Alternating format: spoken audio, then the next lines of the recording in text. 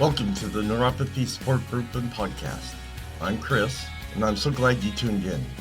It's my hope with this podcast to help all of us gather information that might help those that need support dealing with this debilitating issue. Before we get started, let's get the formalities out of the way with the medical and privacy disclaimer. I am not a doctor or medical professional. The information on this podcast is from personal experiences and is meant for group support. Additionally, the information discussed is not meant to diagnose, treat, or cure any underlying conditions associated with neuropathy. All names here within are private and will not be shared with any outside sources. Please consult your healthcare provider before making any health decisions. If you have medical concerns or an immediate emergency, please contact your doctor or dial 911. Well, we're back. How's everyone doing? Again, I know I'm late on this episode, but this week has been the hell week for me.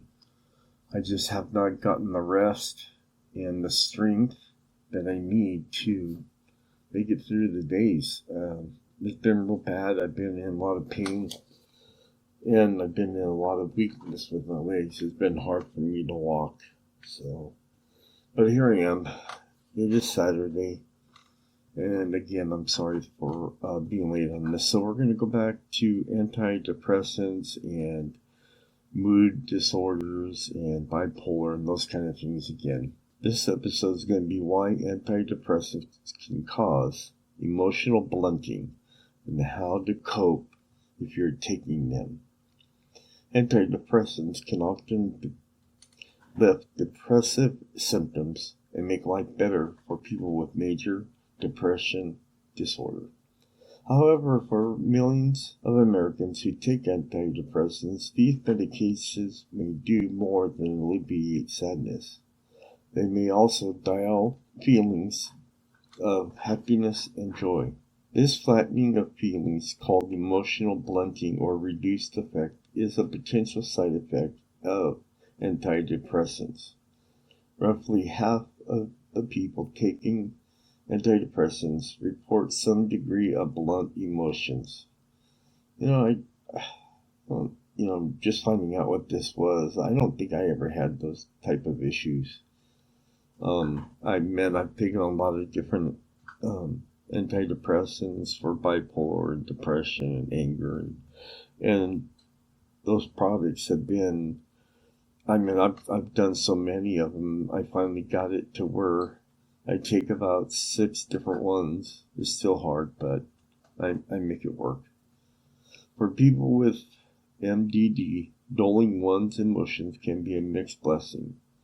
These antidepressants may work in part by removing some emotional pain depressed people feel, while unfortunately erasing some of the enjoyment. So, these drugs, including Prozac, Paxil, Zoloft, and Celexa and Lexapro. So 2 of those one I take now, the other one I took before. Paxil's one I take now. I take 2 different milligrams, and Lexapro was one that I took, I think, right at the very beginning when all this started to come up. Prior research describes the effects as one usually feeling being dulled, numb, flattened, blocked, or blank. One of the risks of blunting is that people may stop taking the medications that are helping them when asking their doctor to make adjustments to their treatment may do the trick.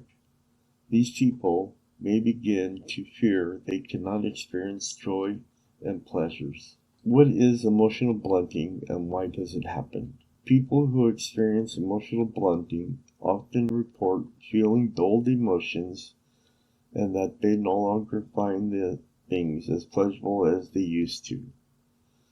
It is if someone turned down the volume of good feelings.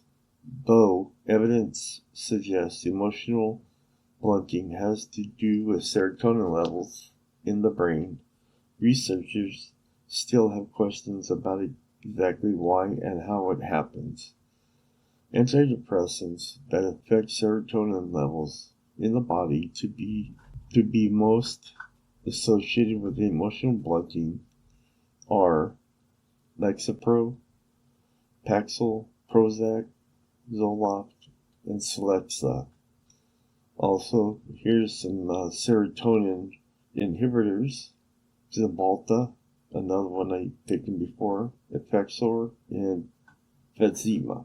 The research team theorized that SSRs interfere with reinforcement learning. Think of this as the process of building knowledge by trial and error, or a feedback loop that sends either a positive or negative message to the brain. Many cognitive thinking functions were not affected by chronic SSRIs, but the impact on reinforcement learning underscores the role serotonin plays in the perception of rewarding and punishing feedback. There was a study used that SSRIs like Lexapro to gauge responses among people without depression to determine how much the drug itself affects cognition without the influence of depression. Products like dopamine and Wellbutrin, which I've taken before, also affect serotonin to an extent, but were not included in this study. You rarely find this blunting with Wellbutrin, a doctor says. During that target, other brain chemicals are also believed to be less likely to flatten feelings, this one doctor says. So what are the signs of emotional blunting? Emotional blunting can show up differently from person to person, but some tendencies occur more frequently. Here's 4 of them. Feeling unable to laugh or cry, having difficulty expressing affection such as love, fear, or anger, struggling to share joy and sadness, and feeling emotional detached from loved ones. I think that's with all of us that have, emotional issues and problems, that those are the 4 basic things that we struggle with. And here is another one. Sexual dysfunction is another key symptom of emotional blunting. And for some people, emotional blunting first appears in the bedroom. It's unquestionable that diminished sexual arousal and excitement are among the biggest problems among people on SSRIs. That was the issue that I was having with the Lexapro that I was taking. So what does emotional blunting affect? In the aforementioned study, published in the Journal of Affective Disorders, approximately half of participants taking antidepressants said they'd experienced emotional blunting. In another study, almost 3/4 of study participants with acute depression reported emotional blunting, and 1/4 of those in remission experienced severe blunting. And I don't know if there's a remission for any of these issues. You just can't turn it off and stop. It just doesn't work that way. Approximately 56% blame depression for the flattened feelings, while 45% believe their antidepressants were responsible. People whose livelihoods depend on experiencing strong emotions may be more affected in those feelings that are dulled by antidepressants. Additionally, people with the highest need for positive experiences, sometimes known as thrill seekers, seem more sensitive to blunting. This doctor also adds that people may be driven to seek new, sometimes ill-advised ways to reignite their dormant emotions, such as driving well above the speed limit, engaging in dangerous sports, or taking harmful or addictive substances. Alright, 5 tips for managing emotional blunting if you're taking antidepressants. The persistence and magnitude of blunting. varies from person to person. With some people, it seems to wane and improve over time, but others have it as an enduring side effect. It's also difficult to know how much antidepressants contribute to emotional blunting compared with depression itself. As depression lifts, we can see emotional responses broaden, and that makes it difficult to figure out what's happening. So, number one, don't abruptly stop taking your antidepressants. Of course, yeah, that would be a big one. If you're having bothersome side effects like emotional blunting, don't just stop taking your medication cold turkey. If you've been taking your antidepressant for at least 4 to 6 weeks and you suddenly stop, you could experience withdrawals, also known as antidepressants discontinuation syndrome. Antidepressant withdrawal can cause problems and symptoms such as anxiety, dizziness or nausea, flu-like symptoms, headaches, reemergence of depressive symptoms, sensations resembling an electric shock, and vivid dreams, insomnia, or tiredness. Another reason not to suddenly stop taking your antidepressants is because many side effects that happen when you first start taking it are only temporary and wear off pretty quickly. If you ultimately decide you'd like to stop taking antidepressants, tell your doctor. They can help you gradually taper off of it over several weeks, or they might recommend trying a lower dose of the same antidepressant or a different antidepressant medication. Number two, ask your doctor about lowering the dose of your antidepressants.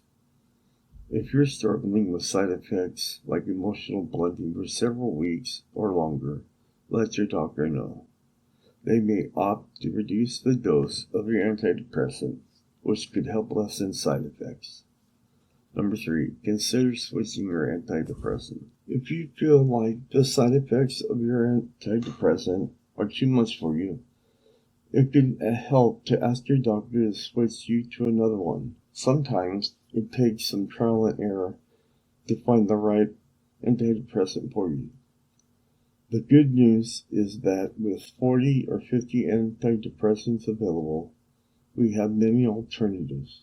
But the bad news is that few head-to-head studies compare how the other drugs reduce blunting.